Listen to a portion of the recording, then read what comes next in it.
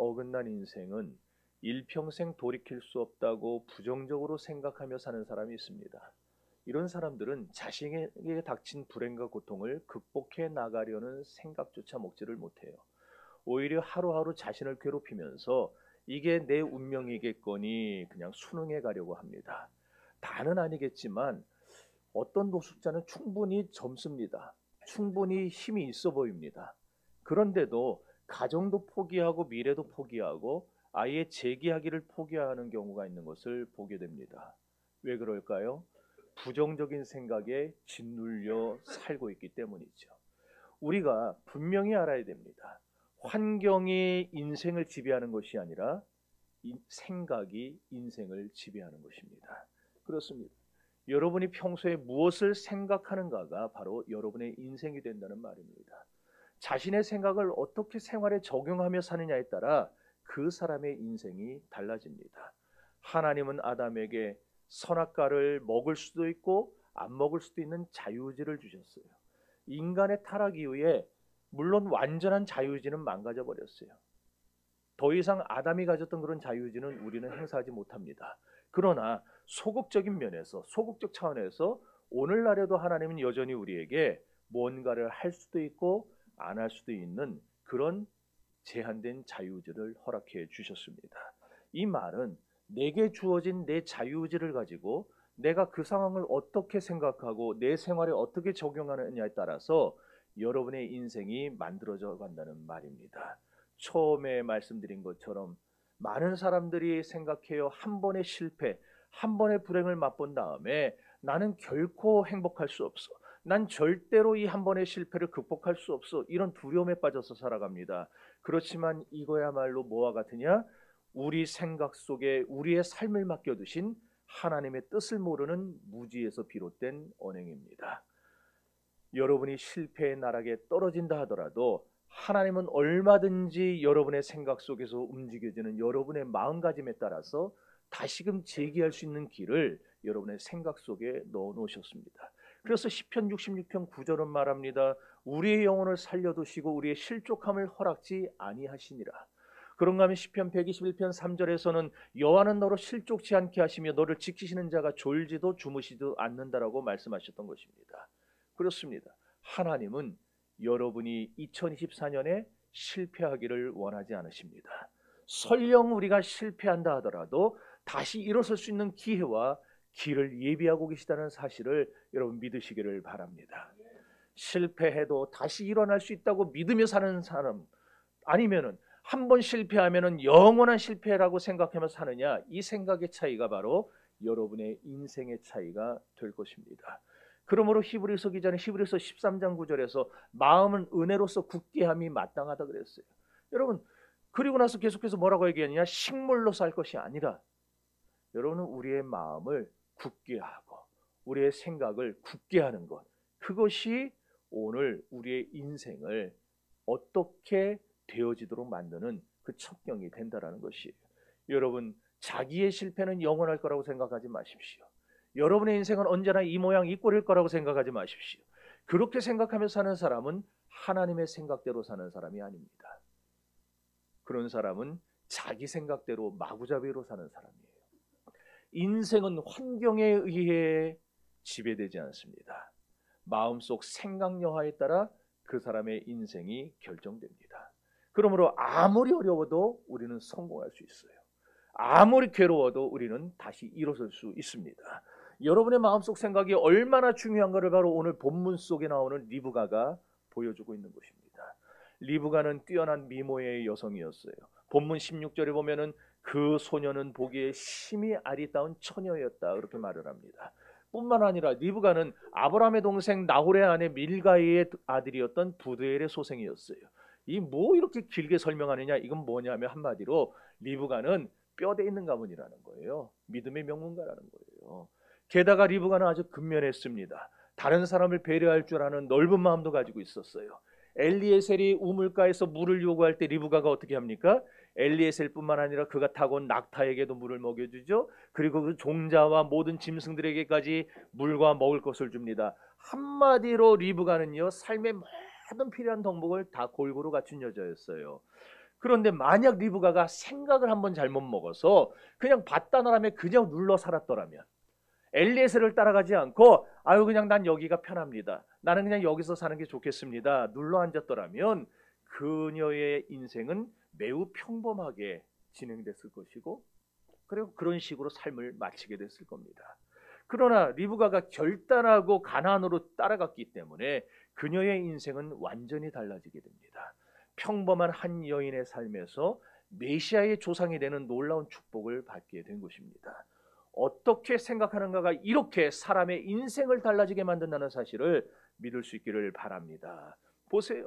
리브가가 어떻게 메시아의 조상이라는 이 위대한 인물이 될 수 있었는가?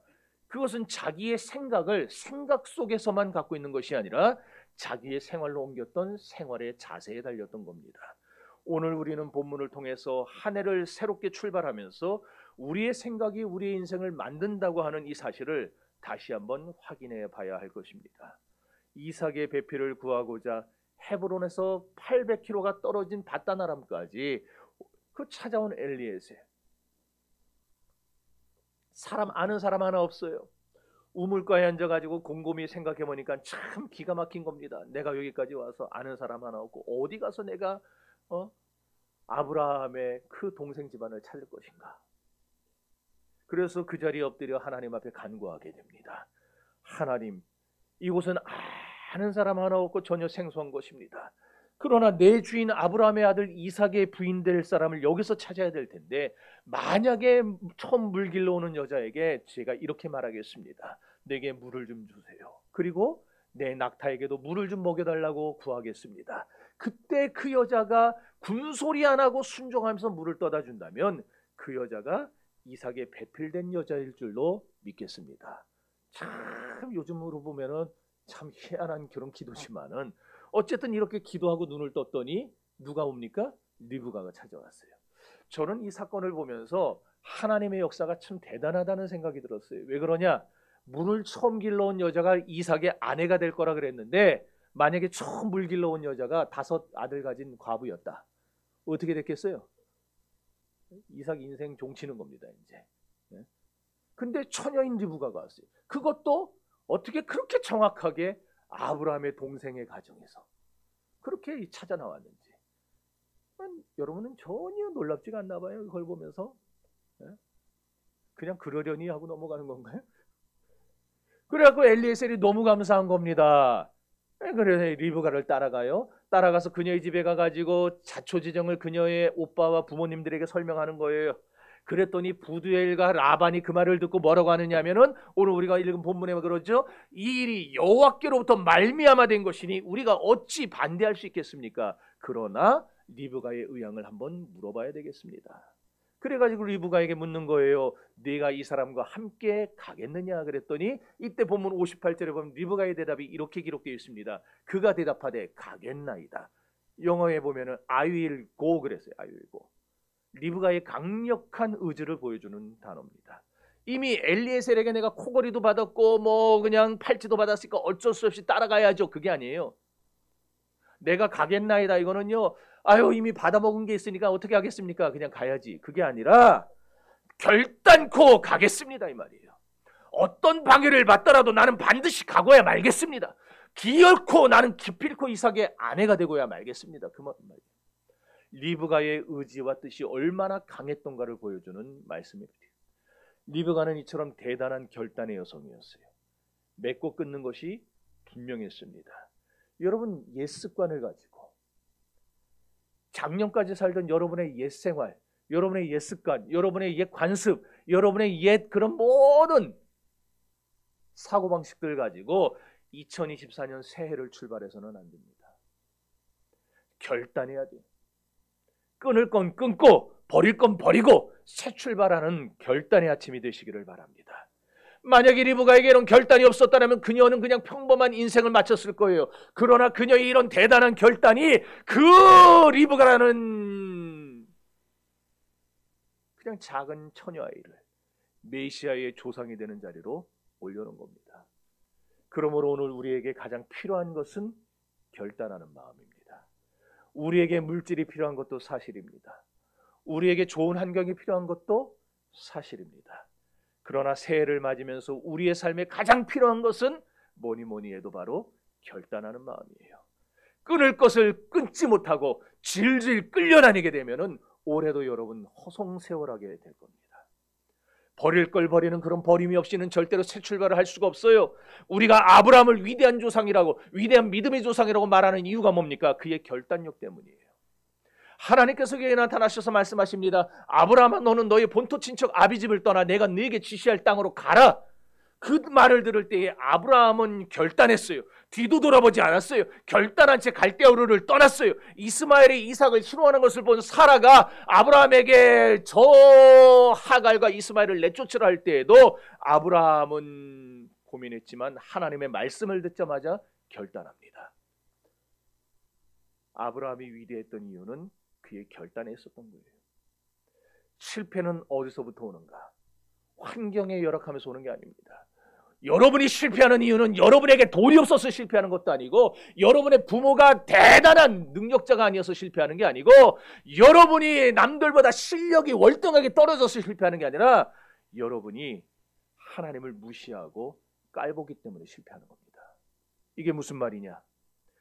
자꾸만 내 환경의 열악함 때문에 실패한다고 말을 해요. 나는 가난하기 때문에 금년에도 이대로 살 거라고 얘기해요. 그게 바로 하나님을 깔보는 겁니다. 하나님을 무시하는 겁니다. 왜 하나님을 깔봅니까? 여러분의 하나님, 여러분이 믿는 하나님이 누굽니까? 무에서 유를 창조하신 분입니다. 여러분이 믿는 하나님은 없게도 하시고 있게도 하시는 분입니다. 여러분의 하나님은 모든 것이 없는 곳에서 이 세상을 만드신 분입니다.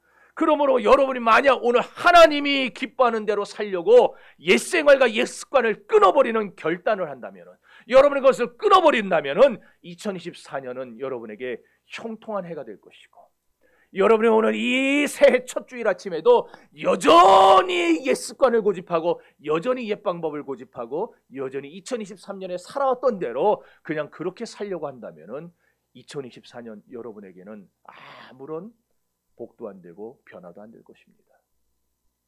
세상은 옛 생각과 옛 생활의 방식을 고수해서는 살지 못합니다. 왜냐하면 새 포도주를 새 부대에 넣는 것이 바로 하나님께서 세상을 움직여 가시는 방식이기 때문이에요. 2024년 새해, 여러분 이제 새 포도주를 담아야 되지 않겠어요?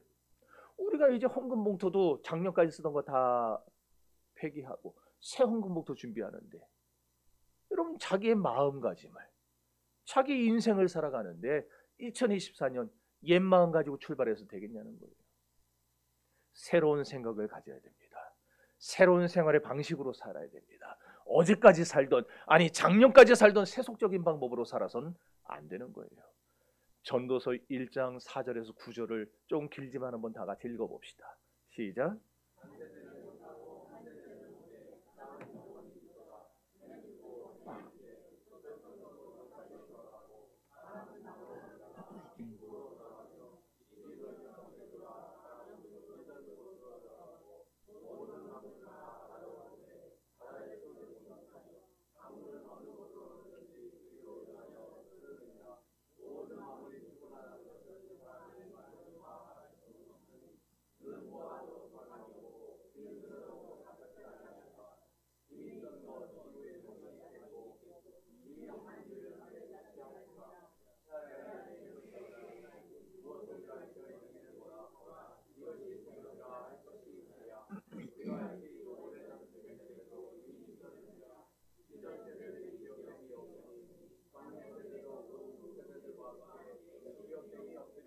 아멘.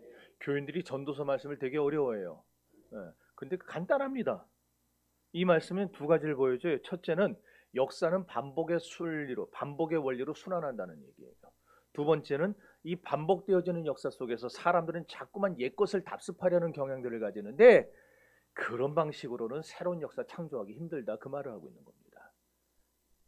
보통 교인들이 아무리 교회를 결석을 많이 해도 1년의 마지막과 새해 첫 주일은 잘 안 빠지는데, 야, 오늘 빠진 사람들 대단한 분들입니다.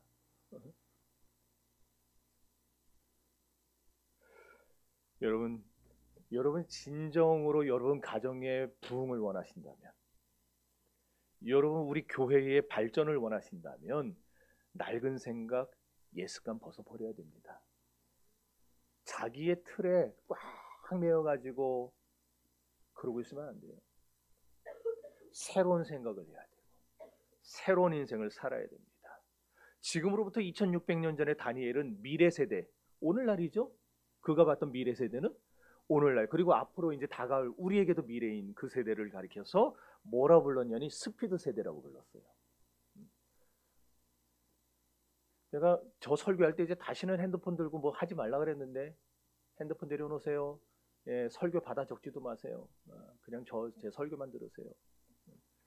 다니엘서 12장 4절 읽어봅니다. 시작.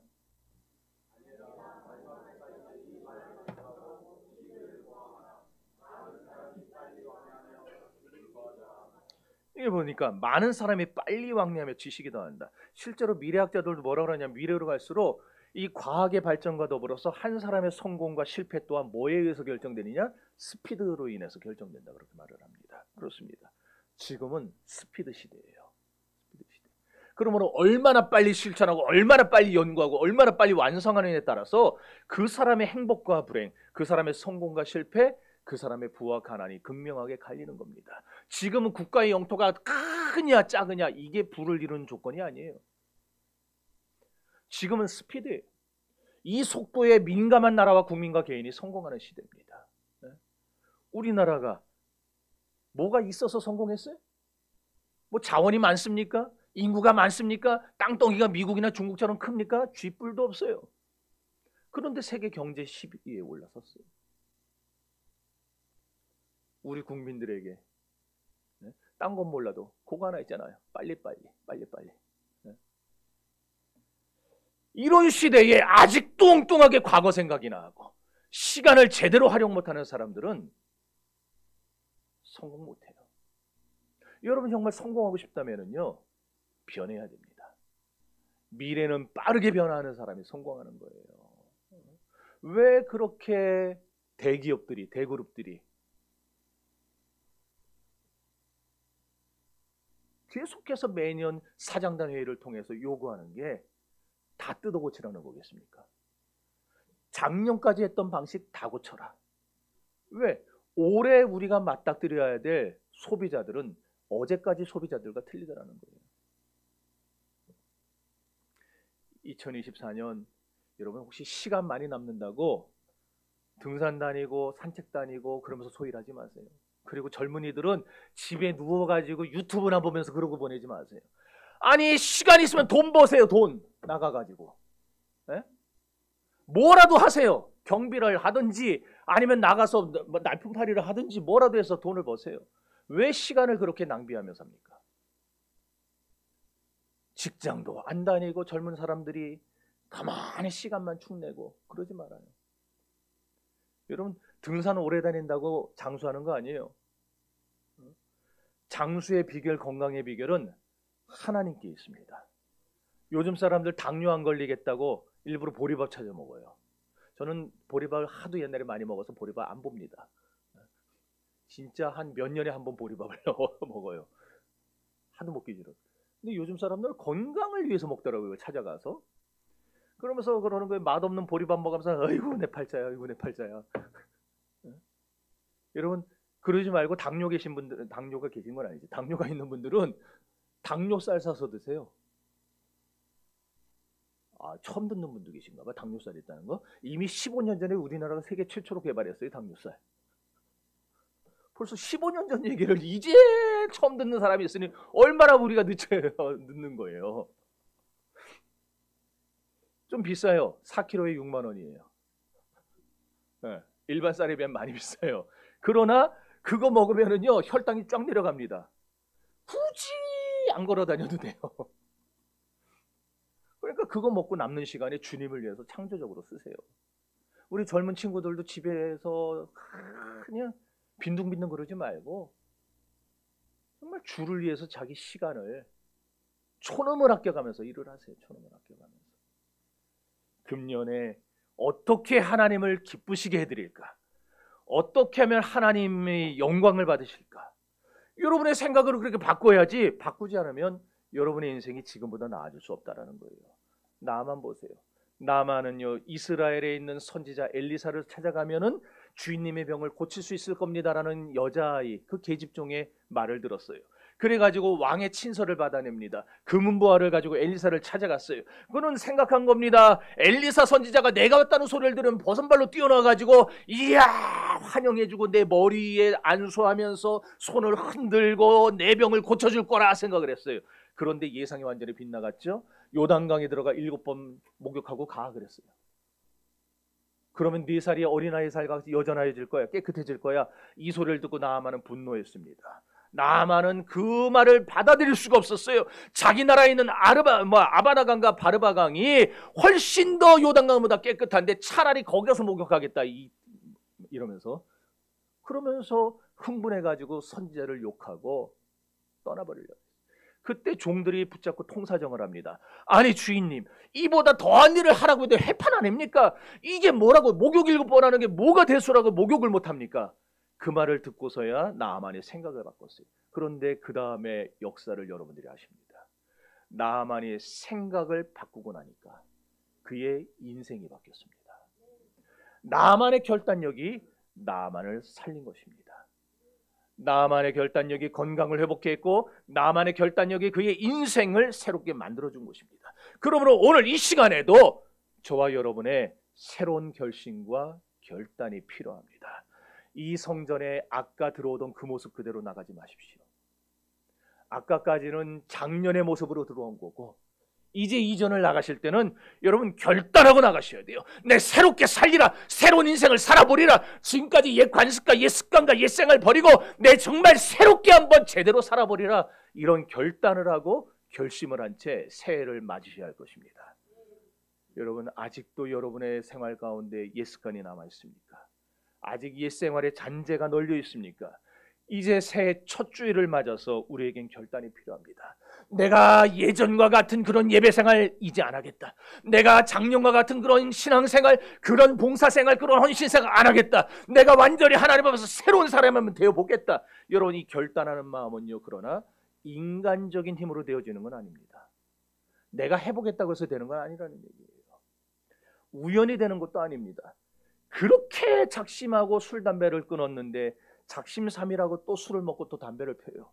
그렇게 결단하고 성경을 읽기 시작했는데 사흘 만에 내던져 버립니다. 왜 그럽니까? 어째서 그래요? 인간적인 힘으로 결단해서 그래요. 내가 해봐야지. 내가 해봐야지 해놓고 사흘 이상 가는 사람 없어요. 따라합시다. 내가 가겠나이다. 이걸 번역을 이렇게 해놔가지고 자꾸 사람들을 오해하는 거예요. 리브가가 결단했구나. 리브가의 결단하는 마음은 인간적인 결단이 아닙니다. 내 힘으로 내 생각대로 내 방식대로 결심으로 하는 결단이 아니에요. 리브가의 결단은 하나님이 주신 힘으로 되어진 결단입니다. 하나님이 주시는 은혜의 힘으로 말미암아 결단되어진 거라는 거예요. 그러면 하나님이 주시는 힘은 어디서부터 말미암는가? 어디서 오는가? 하나님의 말씀에서부터 옵니다. 말씀이 우리의 삶을 정리해 주는 거예요. 말씀이 우리의 삶을 밀어붙여서 새로운 인생을 살도록 역사해 주는 것입니다. 창세기 24장 35절에서 40절까지 한번 다 같이 읽어봅시다. 시작.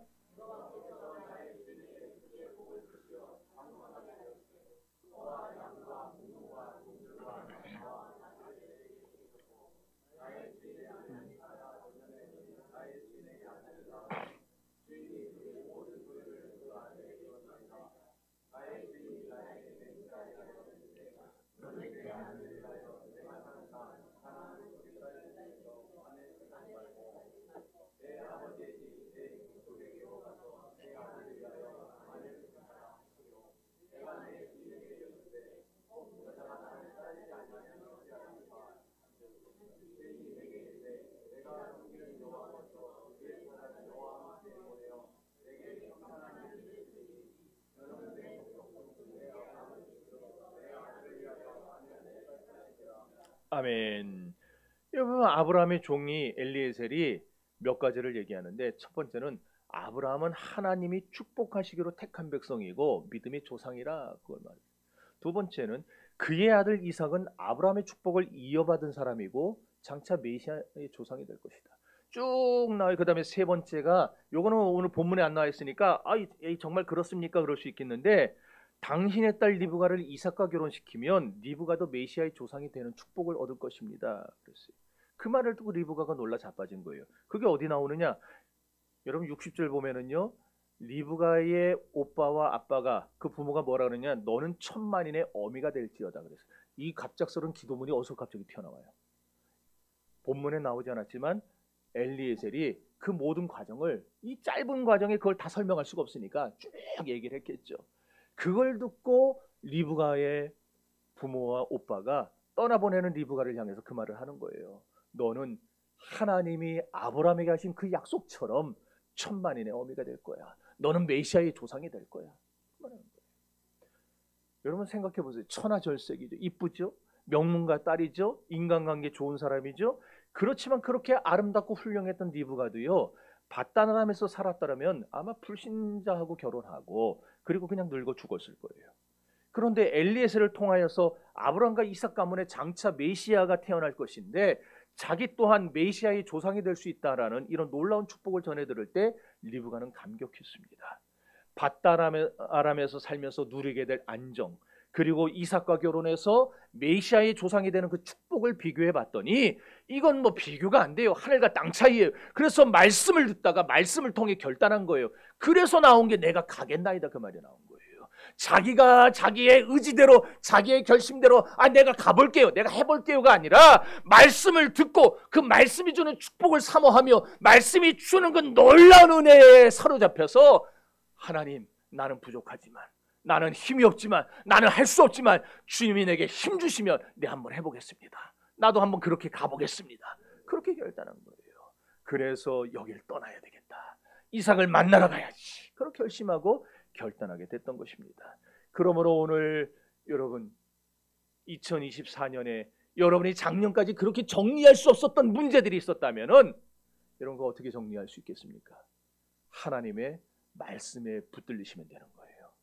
하나님의 말씀에 붙들리면요, 말씀이 여러분의 인생의 산재한 문제들을 끊어줍니다.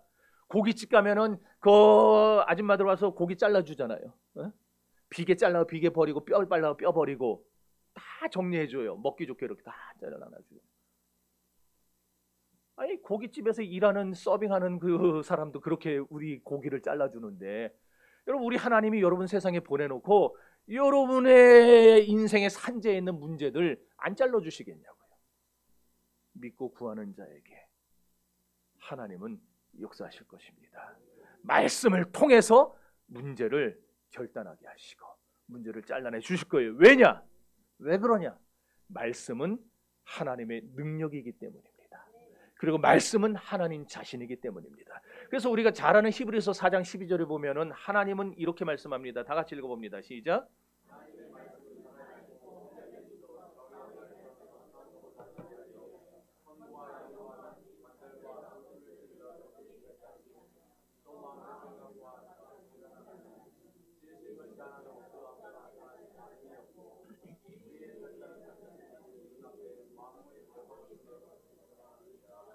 아멘. 하나님의 말씀은 살아있습니다. 하나님의 말씀은 운동력이 있습니다. 그러므로 말씀을 보다가 말씀을 듣다가 말씀이 내 안에 들어오면 내 속에 들어오면 그 말씀의 능력이 내 심령을 후벼파게 되어 있는 거예요. 정리해야 할 것들을 말씀이 잘라버립니다. 하나님이 기뻐하지 않는 생활들을 말씀이 수술해 주는 거예요. 내가 하나님 앞에서 바르지 못한 생활들, 내가 하나님 앞에서 떳떳하지 못했던 삶들, 내가 하나님 앞에서 숨기며 살아갔던 내 남모를 죄악들, 하나님의 말씀이 하나씩 잘라가가지고 우리를 조금씩 하나님께로 가까이 가게 만들어주는 것입니다. 우리의 혼과 영과 관절과 골수와 및 우리의 영육간의 모든 문제를 하나님의 말씀이 대수술해 준다는 것을 믿으시기를 바랍니다. 그렇게 아깝게 생각하는 것들도 말씀이 들어와서 말씀의 능력이 역사하면은요 전혀 아깝지가 않아요. 그렇게 소중해 보이는 것들도요, 끊을 수 없어 보였던 것들도요, 말씀이 내 안에 들어오면은요, 야, 내가 이게 뭐라고 여기에 목숨 걸었나 그런 생각이 듭니다. 세상과 나는 간 곳 없고 오직 구속한 주님만 보이게 되는, 오직 하나님과 나와의 사이에 그 놀라운 은혜만 보이게 되는 그 신비한 세계로 드디어 한 걸음 들어서게 되는 것입니다. 그래서 잠언 16장 20절에 삶과 말씀에 주의하는 자는 좋은 것을 얻나니 여호와를 의지하는 자는 복을 얻을 거냐 말씀을 했습니다. 그러므로 이렇게 인생의 새 출발을 하게 해주는 이 성경을 안 본다? 성경을 그렇게 안 보는 사람이야말로 죄송합니다. 천하의 바보와 똑같은 사람이에요. 천하의 바보예요. 아니 성경 속에 다 들어있잖아요. 성경이 우리의 삶을 수술해주고, 성경이 우리의 인생을 바르게 살게 해주고, 성경이 우리의 인생에 복을 가져다 주고, 성경이 우리 하나님을 하나 되게 해주고, 성경이 우리의 삶 속에 놀라운 역사를 일으켜주는데, 이 모든 게 다 성경 속에 들어있는데, 그렇게 성경을 읽으라고 강조하는 목사, 그렇게 성경을 쓰라고 강조하는 목사를 만나서도 1년에 한 번 가야 성경 안 읽는다. 그건 진짜 바보 아니에요? 복 받을 수 있는 길을 제가 계속 여러분 앞에다 갖다 놓는 거예요. 떠먹여주지는 못하지만, 내가 떠먹여주지는 못하지만 여러분 앞에다 갖다 놓고 밥을 차려놨어요. 그럼 먹으면 되는 거예요. 먹으면. 리브가 말씀을 듣다가 이삭을 따라가기로 마음에 결단했어요.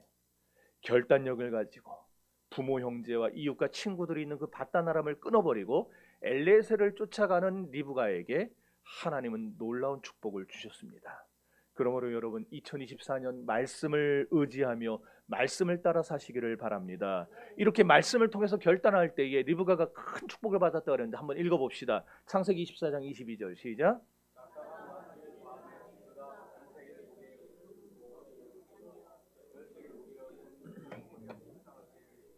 53절.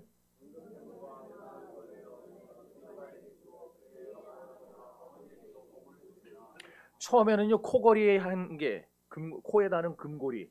요즘에 코에다가 이거 뚫고 다니는 사람은 있나? 요즘에도 있나? 요만한 거 끼는 애들은 봤어요. 근데 이만한 거 지금 이만한 거. 그거 하나 주고 팔찌 2개를 받았어요. 그리고 나서 결혼이 성사될 시점에는 가지고 왔던 모든 폐물과 옷을 다 받았어요.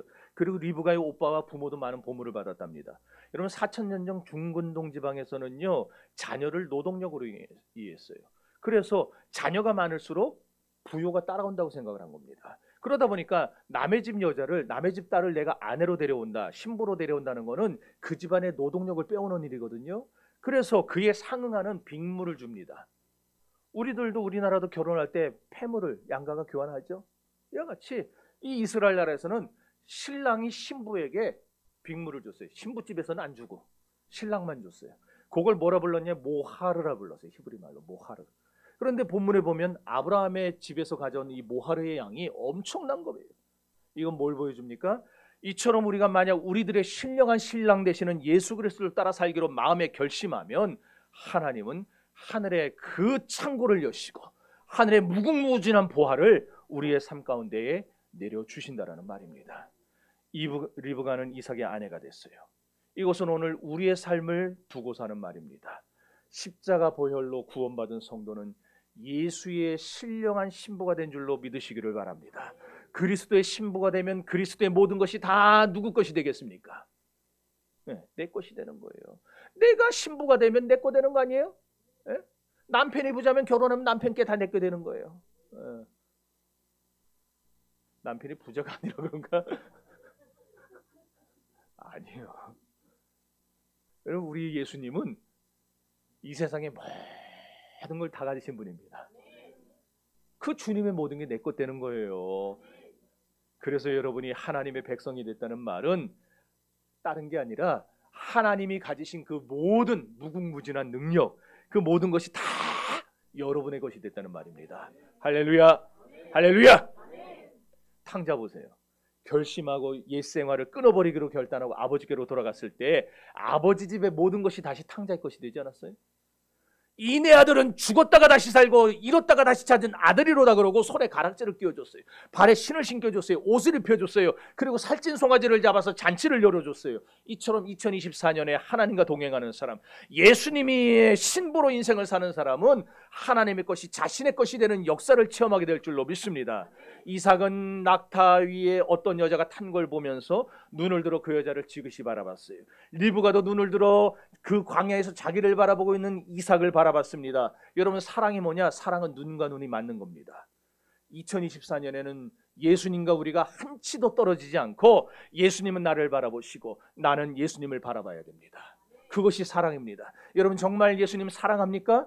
여러분 그냥 말로만 그냥 미사역으로 하다 보니까 어려서부터 신앙생활 했으니까 사랑하는 예수님, 하나님 사랑합니다, 그냥 그러고 있는 거 아닙니까? 정말 하나님을 사랑하시는 분들이라면은 올 한 해에 여러분 시선 딴 데 돌리지 마세요. 오로지 예수님만 바라보시기 바랍니다. 그러면 예수님도 여러분만 바라보실 겁니다. 이게 바로 신랑 신부의 신령한 관계 아니겠어요? 결혼한 남자, 결혼한 여자가 신랑 신부 자기 남편 자기 아내만 바라봐야지 딴 여자 바라보면 되겠어요? 제가 송고영 신예배 때 언제 신년 축복성회 할 때 그때 내가 얘기했죠. 신림동 갔더니 길거리에다가 그냥 전단지가 몇 겹이 쌓여있는데 그 전단지에 하나 있는 내용 하나 소개해드렸죠. 오빵, 제가 오빠의 외로운 오빠의 애인이 되어드릴게요. 미친 거 아니에요? 지가 왜 내 애인이 되어줘요? 네, 저는요 제 아내만 보고 삽니다. 안 믿나 봐요. 저는 제 아내만 믿어요. 그게 신랑 신부 아니에요? 그러잖아요. 예수님이 여러분 신랑 맞습니까? 여러분이 예수님 신부 맞아요? 진짜입니까? 거봐, 아멘이 점점 줄어들잖아요. 저쪽에서 안 해, 아멘을. 네. 다시 묻습니다. 예수님이 여러분의 신랑이 맞습니까? 그래도 안 해. 그래도 안 해. 어떻게 하면 이 고질적인 이 관습들을 깨버릴까 하네, 정말. 참 안 해. 여러분이 예수님의 신부인 줄을 믿습니까? 네. 그렇다면 주님만 바라보세요. 주님만. 리브가는 낙타에서 내렸어요. 그리고 면박을 쓰고서 조용히 걸어갔어요. 그리스도의 신부는 겸손합니다. 자기를 가릴 줄 알아요. 금년에 여러분 자기 공로 내세우지 마세요. 자기가 뭐 했다, 내가 이 교회에서 내가 뭐 했다, 그런 거 내세우지 마세요. 다 가려버리고 오로지 주님만 높이시기를 바랍니다. 그랬더니 어떻게 됐느냐? 67절을 읽어봅니다. 시작.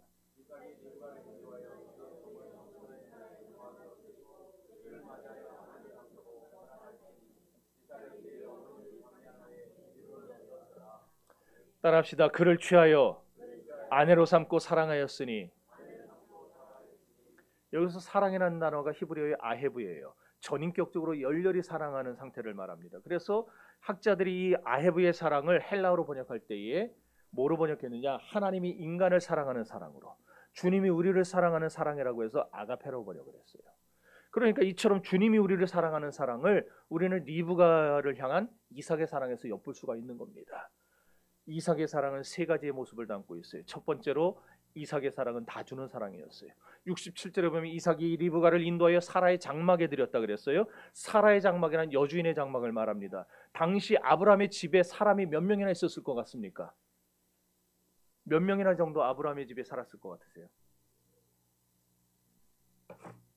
얼마인지는 정확히 모르는데 아마도 한 500명은 되지 않았을까. 왜냐하면은 롯을 구하러 갈 때에 아브라함 집에서 개인적으로 기르던 용병들이 318명이었어요.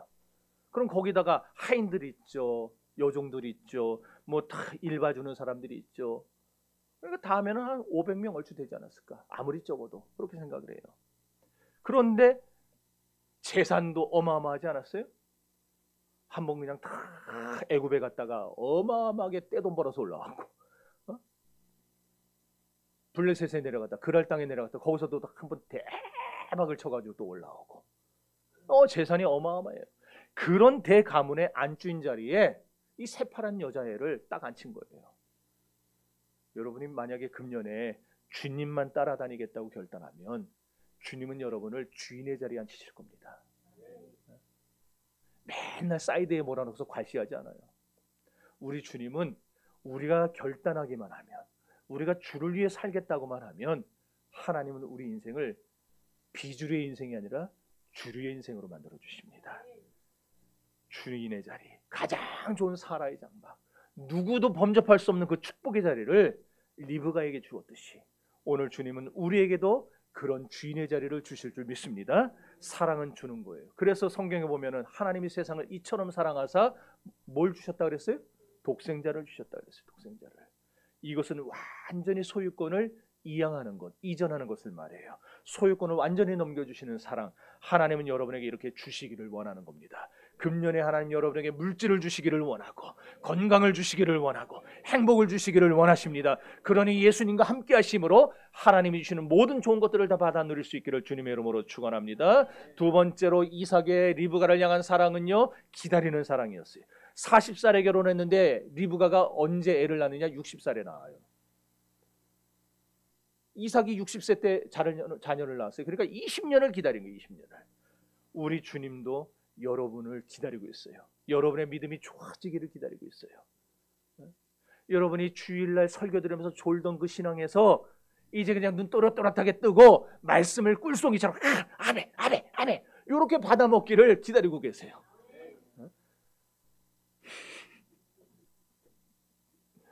진정으로 주님께 돌아오기를 기다리고 있어요. 이 시간 돌아오시기를 바랍니다. 마지막 셋째로 리브가를 사랑하는 이삭의 사랑은 변찮는 사랑이었어요. 변하지 않아요.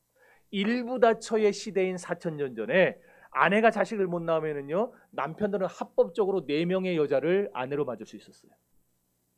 이건 합법이에요, 합법. 그러니까 누가 뭐라 할 수 없어요. 그런 시대에 이삭은 다른 여자를 아내로 맞지 않고 그냥 일평생 애 못 낳는 리브가만 쳐다보고 살았어요. 사랑하며 살았어요. 이처럼 주님이 사랑하는 사람도 여러분밖에 없습니다. 옆 사람 보면서 말해 줍시다. 주님께는 당신밖에 없어요. 주님은 당신만 사랑하세요. 네. 이 아침 결심하고 결단하여서 세상 것을 끊고 참사랑, 영원한 사랑, 다 주는 사랑, 기다리는 사랑, 변찮은 사랑, 이 놀라운 사랑을 자기 것으로 삼고 나아가는 우리 정신교회 모든 성도들이 될 수 있기를 주님의 이름으로 축원합니다. 다 같이 기도합시다.